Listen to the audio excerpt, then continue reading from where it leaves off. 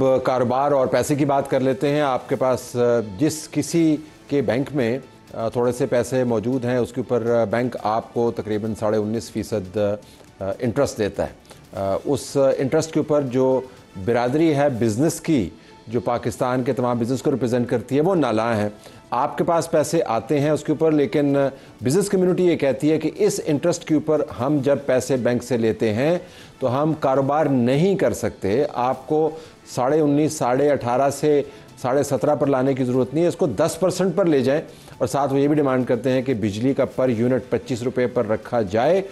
इसके अलावा अगर आपने बिजली का यूनिट बढ़ाया तो फिर हमारा कारोबार जो है तबाह हो जाएगा और बिजनेसेस ख़राब हो जाएंगे। साथ वो ये भी कहते हैं, और इस हद तक मैं इनसे इत्तफाक करता हूँ, कि जो सरकारी पावर प्लांट्स हैं उनको आप कैपेसिटी चार्जेस किस खाते में दे रहे हैं उसका फोरेंसिक क्यों नहीं करा रहे। अगरचे वज़ीर तवानाई ने यह कहा है कि वो इसके ऊपर काम कर रहे हैं और सून इनफ हम फोरेंसिक्स के बाद ये जान पाएंगे कि कहाँ पर ये कैपेसिटी चार्जेस हमने कम करने हैं। याद रखें कैपेसिटी चार्जेस अलावा दूसरे चार्जेस के आपके बिल में रिफ्लेक्ट करते हैं। बहरहाल पहले ज़रा इंटरेस्ट रेट की बात कर लेते हैं।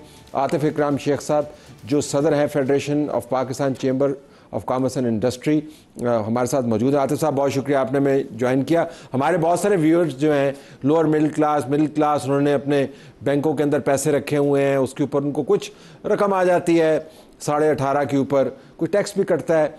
आप कहते 10% पे ले आए, ये क्यों कह रहे हैं आप?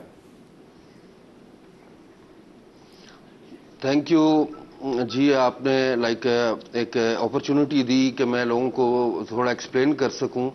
हमारा सर बिजनेस बिल्कुल, मैं ख़ुद भी इंडस्ट्रियलिस्ट हूँ। हमारे जो मैं फेडरेशन है वो उसका हमारे 150 चैम्बर्स उसमें हमारे साथ हैं, 75 ट्रेड एसोसिएशन है, 25 हमारे साथ वुमेन चैम्बर हैं। ये सारे हम एपेक्स बॉडी हैं और फेडरेशन सब ये सारे मेंबर्स हैं।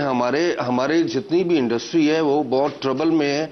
हम ये 19.5% रेट है बैंक रेट, इसके ऊपर बैंक का स्प्रेड डाल दें तो ये 23-23.5% बन जाता है।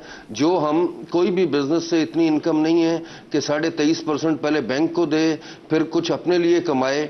तो अभी अल्टीमेटली 50% हमारी इंडस्ट्रीज बंद हो चुकी हैं because of this and because of energy.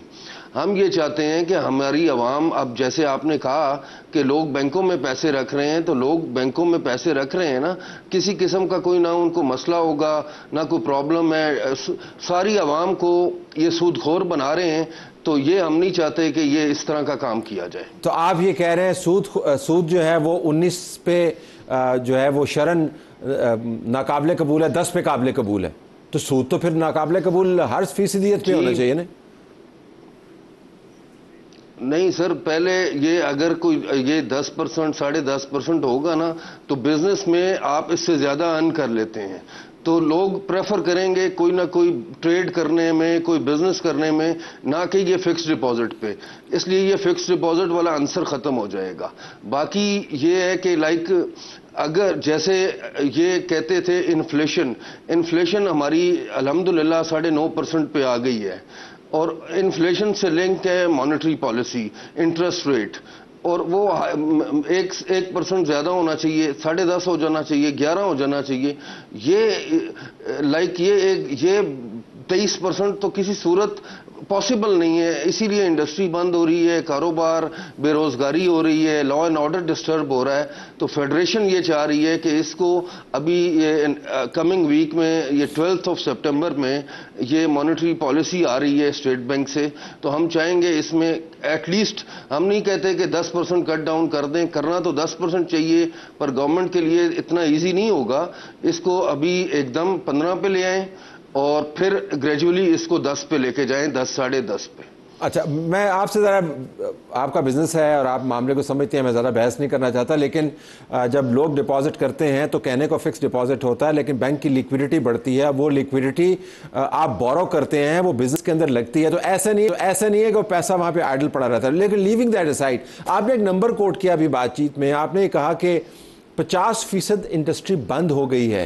It's a tall claim, मतलब आप किस एम्पिरिकली कैसे इस्टेब्लिश करेंगे कि वाकईतन 50% इंडस्ट्री बंद हुई है, नंबर 1, और नंबर 2, अगर बंद हुई है तो किस किस्म की इंडस्ट्री बंद हो रही है?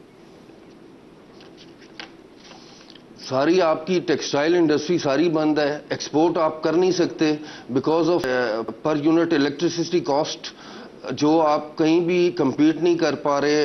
आपके रीजनल जो कंट्रीज हैं उनका इंटरेस्ट रेट, उनकी बिजली बहुत सस्ती है, जबकि आपके ईज ऑफ डूइंग है ही नहीं है। कॉस्ट ऑफ बिजनेस इतना ज्यादा है कि आपकी इंडस्ट्री, स्टील इंडस्ट्री आपकी पूरी बंद है, टेक्सटाइल इंडस्ट्री बंद है, और मुख्तलिफ हर किस्म के सेक्टर की इंडस्ट्रीज 50% कैपेसिटी पे चल रही है। अगर यही एनर्जी क्राइसिस और यही इंटरेस्ट रेट रहे तो ये भी, और जो 50% चल रही है ये भी बंद हो जाएगी। तो अच्छा, आप ये फरमा रहे हैं कि 50% कैपेसिटी उनकी कम होगी।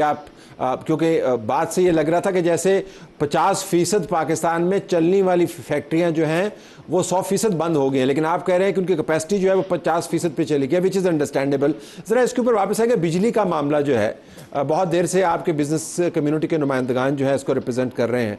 वज़ीर तवानाई हमें बताते हैं कि वो IPP से नेगोशिएशंस में हैं। ये जो आपने पर यूनिट 25 रुपए का फार्मूला निकाला हुआ है, इसकी मंतक समझा दें। 25 क्यों, 26 क्यों नहीं, 24 क्यों नहीं?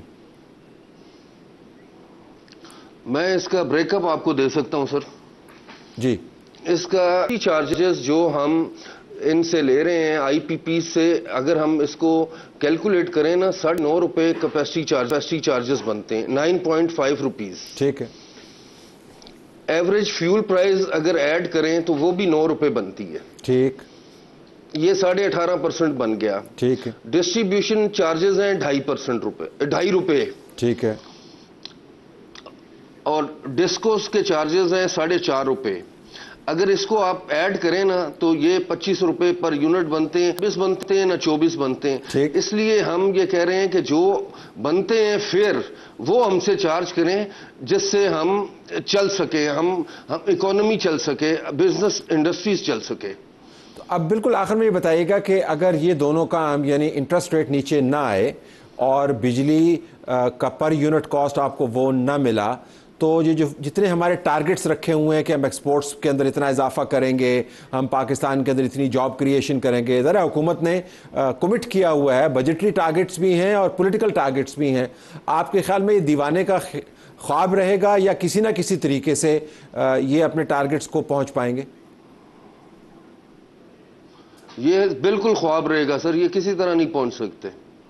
फेडरेशन बिल्कुल अपोज करेगी, और अगर यही हालात रहे तो गवर्नमेंट से हम बातचीत कर रहे हैं। वैसे एक टास्क फोर्स बनी हुई है सर इस पे, जिस पे SIFC, फेडरल मिनिस्टर और फेडरेशन काम कर रही है, और वो दिन रात काम कर रही है। मुझे उम्मीद है कि इस पे बहुत जल्द हमें रिजल्ट मिलेगा। और जल्द वैसे आपको थोड़ा सा बताता चलूं, थोड़ा जी गो अहेड, बताइए कि फेडरेशन FPCCI इस मामले के लिए ये कॉन्ट्रैक्ट्स IPPs को रिविजिट करने के लिए, इनके फोरेंसिक ऑडिट के लिए कोर्ट में भी गई हुई है, सुप्रीम कोर्ट ऑफ पाकिस्तान।